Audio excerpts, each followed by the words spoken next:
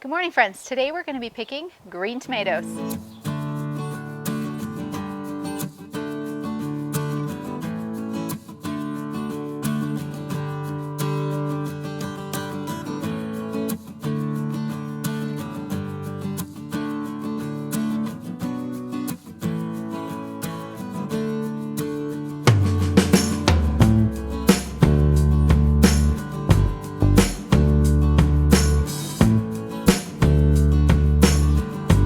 Today with my helpers, and we're going to pick all of the green tomatoes. I saw on somebody else's YouTube channel that they picked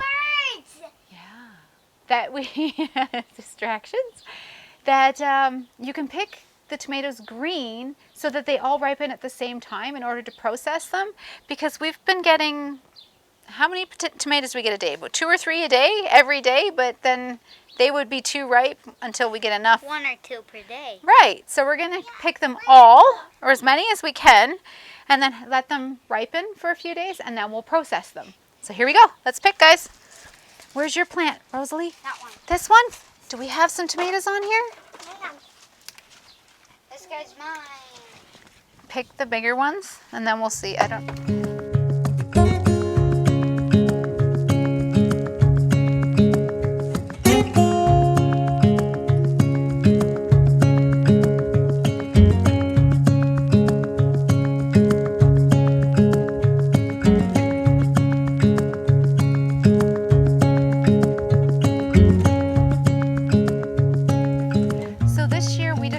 to plant all of our tomatoes inside this I think it's called a greenhouse, even though it's a semi-permanent structure. We beefed it up with some 2x4s, and we put all our tomatoes in here because we get a lot of hail, a lot of crazy weather. Oh yeah, that's the right color. It'll ripen up a little quicker. Put those in the box. And so in other years, I mean, we had a few in the garden, in the main garden. Do you want me to pick you some? In the main garden, but the problem is that the hail, I have some over here we can take a look at, but they get hail damage, and if they don't get totally obliterated by the hail. Here you go. So we put this up. We got this on Amazon, and so far it's held up to, we had 2 tornado warnings, so we had pretty good windstorms a couple of times, and we've had hail, about, what was it, 5 times? I think one of them, it was the most damage they had in this, like from a natural disaster in this city. I think it was what was it, $1.5 billion worth of damage or something like that. It was crazy. It didn't hit us here specifically. We got hail, but it was in the north end of the city where the siding of a house was like completely wrecked, and roofs and car damage beyond. So this was our hope that oh yeah, okay, put those in there nicely. Put them in nicely, don't drop them. And there's a hope that we get lots of tomatoes. It looks like we've got quite a few in here. Like I said, we've been pulling off a few every day, and some of them I trimmed back more than others, and that's why I think the tomatoes got bigger on that side, because I did more trimming. All right, and yeah, so we hope to make lots of tomato sauce. And what else? What else are we gonna make, Rosie? What should we make? What should we make? Tomato sauce? Yeah. Yeah? Ugh. Yeah, I know, they're not ripe. That's why they're hard. Good. Let's get this done, hey?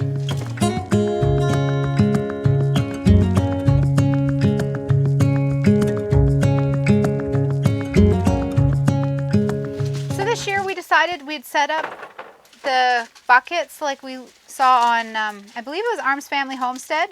I'll link it below.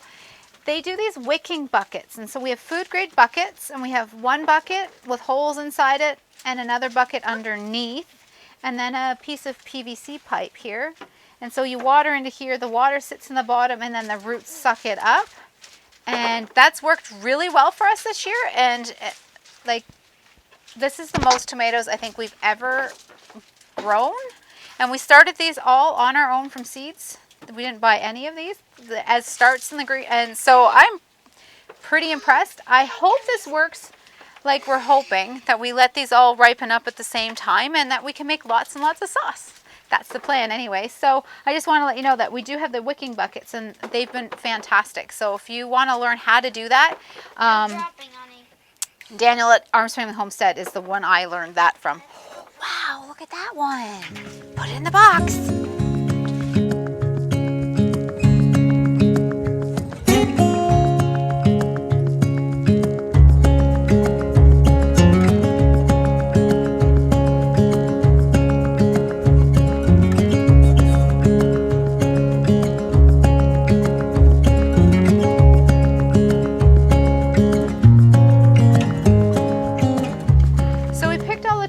We've got a couple boxes full. There's one back there, there's one here, and now we're just ripping down all the bushes and throwing them out here, and then we'll put them in the compost bin.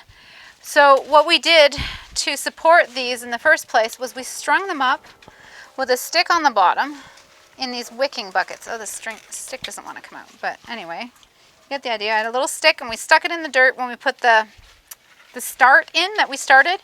And then we strung them up onto this beam here, which worked pretty well for some of them, and as long as I kept them trimmed.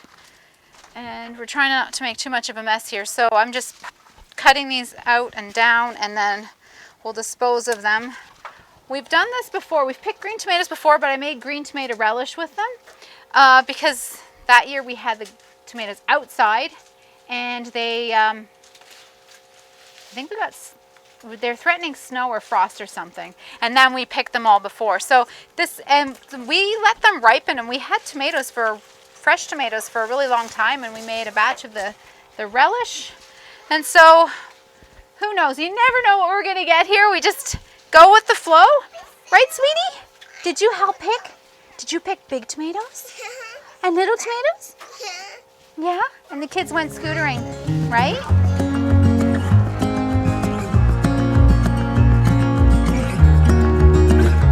So it's been a week since we harvested all of the tomatoes.